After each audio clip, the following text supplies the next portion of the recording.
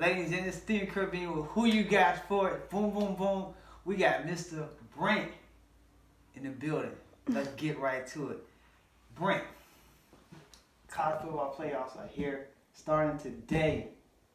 Who do you got? Who do you got in the championship game for the college football playoffs? All right.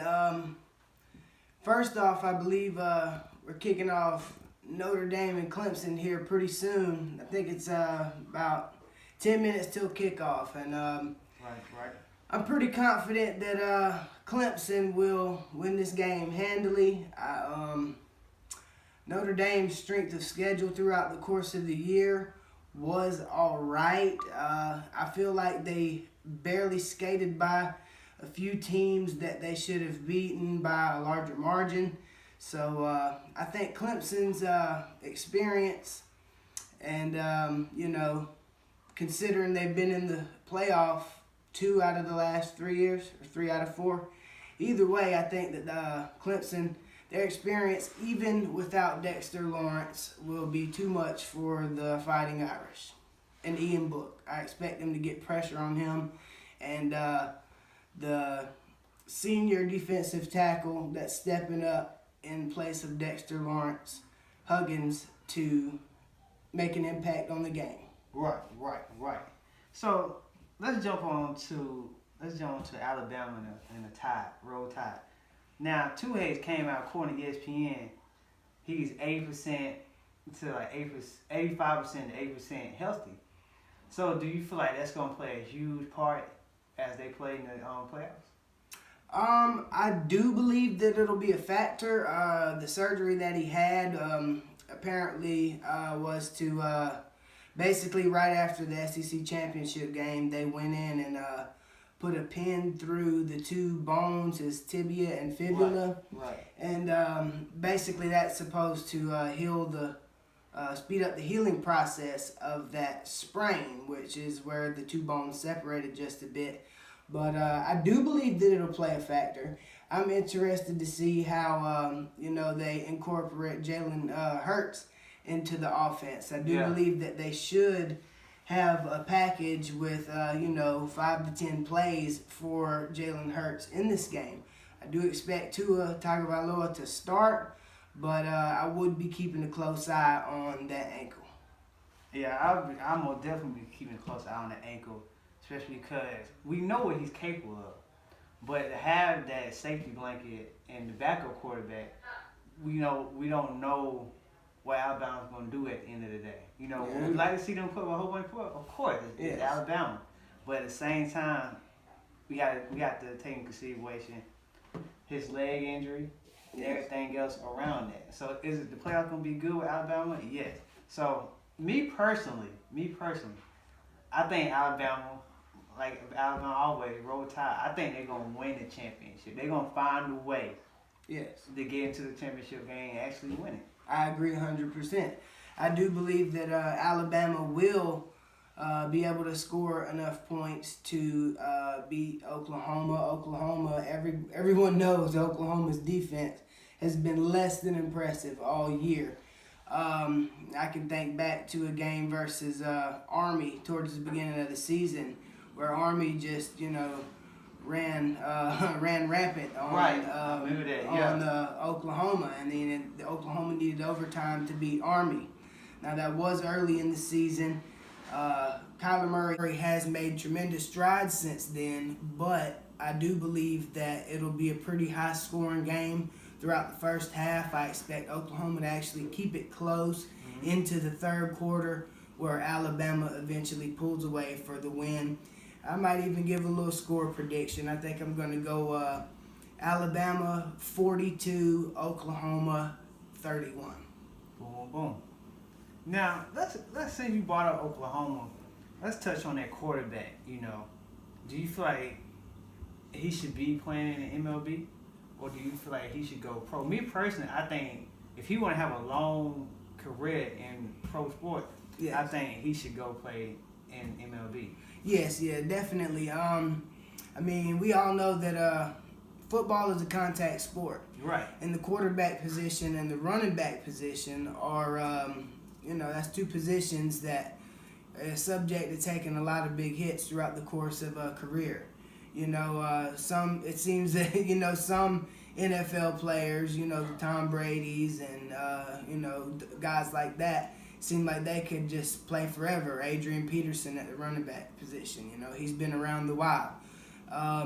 But in order to have longevity as far as a career goes, I would definitely take the Major League Baseball route. I do believe the Athletics drafted Kyler Murray. They did, yeah. Yeah, in the first round. So, was it the first round or the second? It was the first. First round, Yeah. yes. He's a first round pick in Major Leagues, and he's already signed with an agent, which he actually got, permission to do or whatever.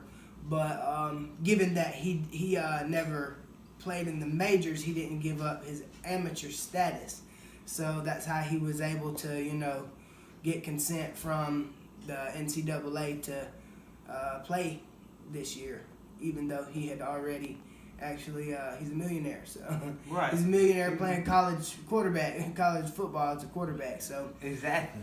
Kyler's a phenomenal athlete. He's won the Heisman. I believe that speaks for itself, and I do expect him to give Alabama a bit of trouble with his legs escaping the pocket, moving the pocket to complete throws. But at the end of the day, I do believe Alabama will pull the game out. There you have it, ladies and gentlemen. Let's jump into the NBA. It's a lot of speculation going on around Anthony Davis, they star player for the New Orleans Pelicans. Yes. Do you feel like if any way possible, if Anthony Davis goes to the LA Lakers, do you feel like that's a championship team in the making? Absolutely. Anthony Davis is he's a do-it-all type of athlete that a team has to have in the NBA these days in order to win it all. And he is the guy that could take a lot of pressure off of LeBron. He can be that second, maybe even first scorer. Well, that is LeBron, so we're talking about LeBron. We're talking about LeBron. Yeah, I believe he'll be the LeBron. first scoring option, obviously. But on any given night, Anthony Davis could, put up a triple-double maybe. He's a double-double machine, points and rebounds every night. So does he move them to the caliber team of a championship? Absolutely. Western Conference Finals. They would still have to get through Golden State, which everyone knows that the Western Conference is going to go through Golden State. But, Right. But I do believe that Anthony Davis is the type of transcendent talent that can take the Lakers to the next level. Okay, all right. So let's touch on the NFL. Josh Gordon. I'm trying to figure this guy out. You and a lot of people. Yes, I'm trying to figure out what is like. I think he just needs to stay away from the NFL and not say go get a regular job, but just go find himself. Once he go find himself, then we should think about him coming back into the NFL. What's your take on it? Well, given the potential that he has, which it has been a while since we've seen it, I do believe he led the NFL in receiving yards his first year. I believe it was his first year, but I think 2013 maybe. Mm-hmm. He actually led the NFL in receiving yards with the Cleveland Browns. So he has the potential to be as good a receiver as we've ever seen, but He's shown flashes of that. He has. But if he's able to stay on the field consistently, I do believe that he could be top 5 receivers in the NFL. But, he has the mental health issues, and I do believe that there's more than just mental health issues with Josh Gordon. I don't know if it's behavioral. I don't know if it's maybe drug use. I do believe he is tested positive for illegal substances, and as of right now, he's on the commissioner's banned list. So he definitely needs to step away from the game, not only the game but the public eye for a while, and hopefully find himself. He's 29 years old, so but he hasn't played a full season but once, I believe. So he still has the longevity on his body. It hasn't really, endured the wear and tear of, 6 years in the league because he's been on and off actually on the field. So if he could step away from the spotlight, the public eye, and actually focus on finding himself like you referred to earlier, I do believe that he could come back into the league, but I can only hope it works out for him. I really like him. I wish he could do good. I wish he could be successful. Me too. Wish him the best. That's all we can do at this time. Let me ask you this: what NFL team this season has surprised you? 'Cause me personally, the team that surprised me, despite what they've been through for a long time, is the Cleveland Browns. You took the words right out of my mouth, Steven. I was going to say the same thing. Yeah. I actually made a prediction at the beginning of the year before I actually knew that Baker Mayfield would step in and be the starting quarterback. But I thought that Tyrod Taylor could get them to an 8-8 season, and I actually made that prediction and posted it on Facebook, so there's proof of that.